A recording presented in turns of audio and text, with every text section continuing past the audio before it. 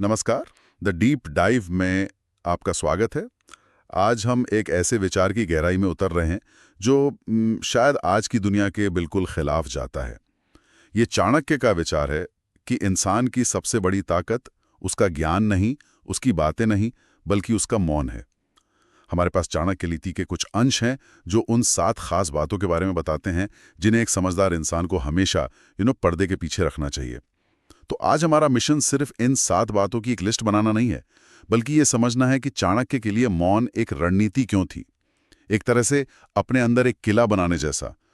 तो चलिए इस किले की पहली ईंट रखते हैं। और ये किला बनाना आज शायद पहले से कहीं ज्यादा जरूरी है। चाणक्य का मौन देखिए कोई डर या कमजोरी नहीं है, ये शक्ति का प्रतीक है। ये सिर्फ चुप रहना नहीं, बल्कि ये जानना है कि अपनी ऊर्जा कहाँ लगानी है और कहाँ बचानी है।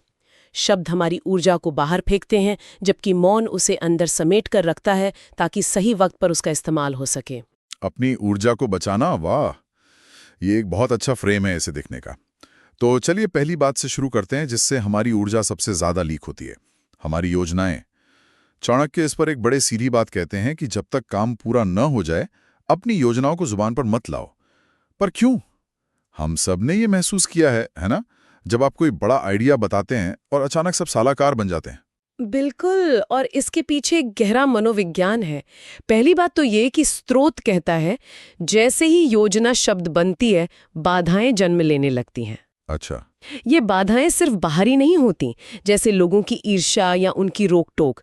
सबसे बड़ी बाधा तो अंदरूनी होती है। मनोविज्ञान में इसे सोशल रियलिटी कहते हैं। जब आप किसी को अपने लक्ष्य के बारे में बताते हैं और वो आपको बधाई देता है, तो आपके दिमाग को डोपामाइन का एक छोटा सा हिट मिलता है। तो आपको लगता है कि काम हो गया? हाँ, आपको लगता है कि आपने कुछ हासिल कर लिया है, जबकि आपने अभी तक कुछ किया भी नहीं है। मतलब बात करने से ही काम पूरा होने का एक झूठा एहसास मिल जाता है। ये तो बहुत दिलचस्प है। तो असल में हम अपनी ही आग को हवा देने के बजाय उसे बुझा रहे होते हैं। सही पकड़ा। आपकी प्रेरणा और आपका फोकस दोनों बढ़ जाते हैं। चाणक्य का कहना है, बुद्धिमान वही है जो कार्य पूरा होने के बाद ही उसके बारे में बोलता है। इसका मतलब है अपनी ऊर्जा को बातों में बर्बाद मत करो, उसे काम में लगाओ। जब नतीजा आएगा तो वो खुद ही सबसे ऊंची आवाज में बोलेगा। तो ये हमारे किले की नींव हुई, अपनी योजनाओं को गुप्त रखना। अब आते हैं दीवारों पर, जो इस किले को मजबूती देती हैं। चाणक्य की दूसरी सलाह है, अपनी कमजोरी कभी किसी को मत बताओ। ये सुनने में थोड़ा कठोर लगता है। क्या इसका मतलब है कि हम किसी पे भरोसा ही ना करें? नहीं, ये कठोर नहीं बल्कि व्यवहारिक सलाह है। चाणक्य दुनिया को जैसी है वैसी देखते थे, जैसी होनी चाहिए वैसी नहीं। स्रोत में एक लाइन है जो असल में चुभती है, संसार में लोग दयालु कम और अवसरवादी अधिक होते हैं। सही बात है। जब आप अपनी कमजोरी किसी को बताते हैं तो आप उसे एक हथियार थमा रहे होते हैं, जिसका इस्तेमाल वो आज नहीं तो कल आपके खिलाफ कर सकता है। लेकिन एक सवाल उठता है, क्या ये सलाह हमें अकेलेपन की ओर नहीं धकेलती? अगर हम कभी किसी से कुछ साझा ही नहीं करेंगे तो मानसिक स्वास्थ्य का क्या होगा? आजकल तो अपनी भावनाओं को व्यक्त करने पर इतना जोर दिया जाता है। ये बहुत जरूरी सवाल है। देखिए, चाणक्य ये नहीं कह रहे कि आप भावनाओं को महसूस न करें या उन्हें दबा दें। वो कह रहे हैं कि अपनी भेद्यता या वल्नरेबिलिटी का प्रदर्शन सोच समझकर करें। अच्छा। हर कान भरोसे के योग्य नहीं होता, ये उनकी एक और महत्वपूर्ण सीख है।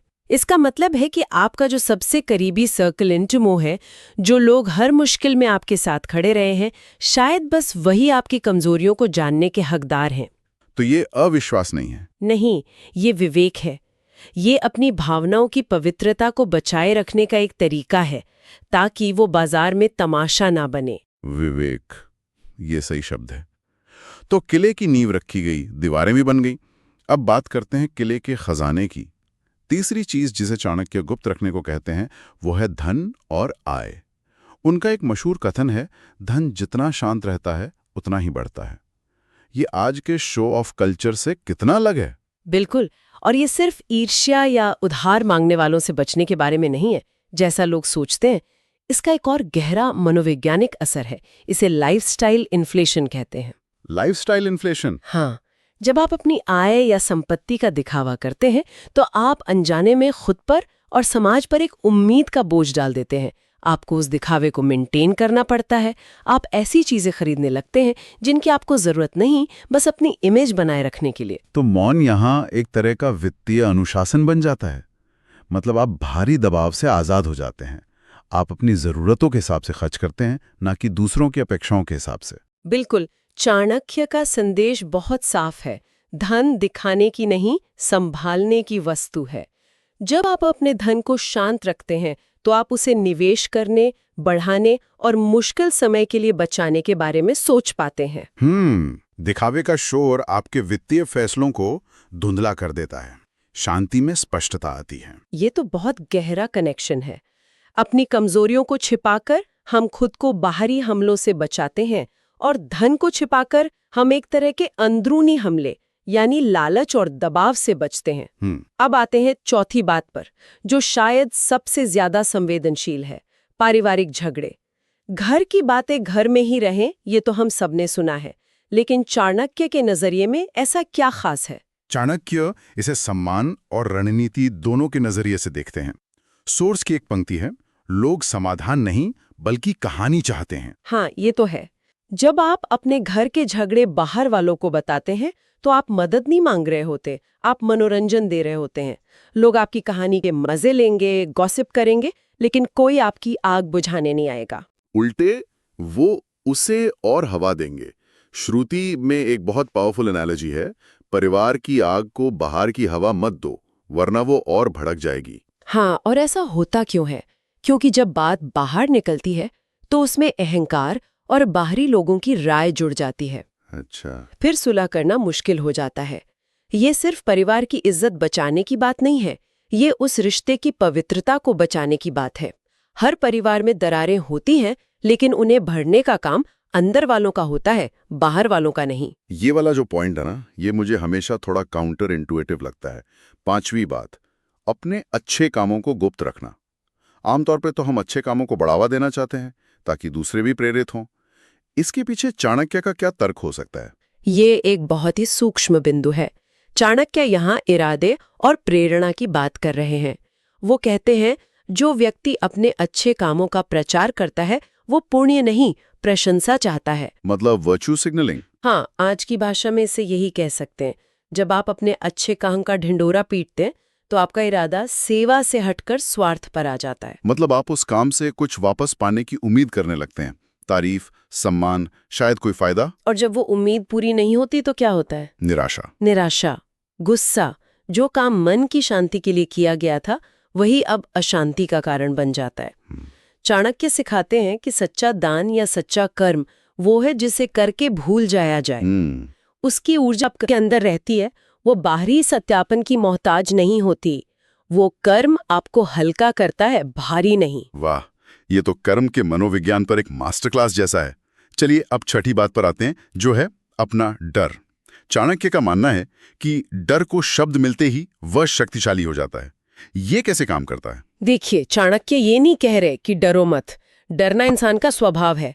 वो डरने और डर का प्रचार करने में फर्क कर रहे हैं। अच्छा। आज मनोविज्ञान में जिसे रूमिनेशन कहते हैं, यानी एक ही नकारात्मक विचार को बार बार दोहराना, चाणक्य उसी की बात कर रहे हैं। जब आप अपने डर के बारे में सबसे लगातार बात करते हैं तो आप अपने ही मन में उस डर को और बड़ा और मजबूत बना रहे होते हैं। तो इसका समाधान क्या है? अगर बात नहीं करनी तो क्या करना है? चाणक्य कहते हैं, डर का सबसे बड़ा शत्रु तैयारी है, शब्द नहीं। तैयारी? हाँ, अगर आपको परीक्षा से डर लग रहा है तो उसके बारे में बात करने से ज्यादा जरूरी है कि आप पढ़ें। अगर आपको मंच पर बोलने से डर लगता है तो उसका अभ्यास करें। स्रोत में एक कमाल की पंक्ति है, शब्द डर को बड़ा करते हैं, अभ्यास उसे छोटा कर देता है। एक तरह से चाणक्य कॉग्निटिव बिहेवियरल थेरेपी का एक प्राचीन रूप सुझा रहे हैं। अपने विचारों से मत लड़ो, अपना व्यवहार बदलो। तो अब तक हमने अपने किले की नींव, दीवारें, खजाना और अपने मन के राक्षसों को काबू करना सीख लिया। अब आते हैं सातवीं और शायद सबसे अहम बात पर, जो इन सबको एक साथ लाती है, अपना अगला कदम। चाणक्य कहते हैं कि आपका अगला कदम सिर्फ और सिर्फ आपको पता होना चाहिए। ये उनकी रणनीति का शिखर है। अप्रत्याशित होना, अनप्रेडिक्टेबल होना अपने आप में एक बहुत बड़ी ताकत है। उन्होंने शेर की उपमा दी है। शेर शिकार से पहले दहाड़ता नहीं और बुद्धिमान व्यक्ति सफलता से पहले बोलता नहीं। हाँ, जब आपकी विरोधी या प्रतियोगी को पता ही नहीं है कि आप क्या करने वाले हैं, तो वो तैयारी कैसे करेंगे? आप हमेशा उनसे एक कदम आगे रहते हैं। ये शतरंज के खेल जैसा है। आप कभी अपने प्रतिद्वंदी को ये नहीं बताते कि आपका अगला कदम क्या होगा। बिल्कुल। जीवन भी एक तरह का रणनीतिक खेल है। स्रोत में एक बहुत ही पावरफुल लाइन है, संसार में सबसे खतरनाक व्यक्ति वो नहीं जो शक्तिशाली हो, बल्कि वो है जिसके अगले कदम का किसी को अनुमान न हो। सही बात है। आपका मौन आपके विरोधियों के मन में अनिश्चितता पैदा करता है। वो आपकी चुप्पी से डरते हैं, आपकी बातों से नहीं। ये पूरी पवित्र मौन की रणनीति का सार है। कम बोलो, ज्यादा सुनो और अपने काम को बोलने दो। तो इन 7 बातों को एक साथ देखने पर एक तस्वीर बनती है। ये सिर्फ अलग-अलग नियम नहीं है। योजना, कमजोरी, धन, परिवार, डर, ये सब आपकी ऊर्जा के अलग-अलग रूप हैं। और चाणक्य का मौन इन सभी ऊर्जा स्रोतों को लीक होने से बचाने का एक पूरा सिस्टम है। जैसा स्रोत में कहा गया है, मनुष्य का स्वभाव होता है अपनी बात कहकर हल्का होना, लेकिन हर बार हल्का होना बुद्धिमानी नहीं होती। और अंत में ये सब इस एक विचार पे आके टिकता है। बुद्धिमान व्यक्ति शब्दों से नहीं, परिणामों से बोलता है। और परिणाम हमेशा मौन में तैयार होते हैं। जब आप चुपचाप काम करते हैं, आपकी ऊर्जा केंद्रित रहती है, बिखरती नहीं है। चाणक्य के लिए मौन एक खालीपन नहीं है, ये एक सक्रिय रचनात्मक शक्ति है। वाह! ये तैयारी का, रणनीति बनाने का और शक्ति जमा करने का समय है। आपकी सफलता ही सबसे बड़ा शोर करेगी। तो चाणक्य की इस सदियों पुरानी रणनीति आत्मसंयम और विवेक पर टिकी है। लेकिन ये हमें एक बहुत बड़े सवाल पर लाकर छोड़ देती है। आज की दुनिया में जहां सोशल मीडिया पर हर पल को साझा करने, हर विचार को ट्वीट करने का दबाव है, क्या मौन की ये रणनीति संभव भी है? या शायद इसी शोर शराबे की वजह से ये पहले से कहीं ज्यादा जरूरी हो गई?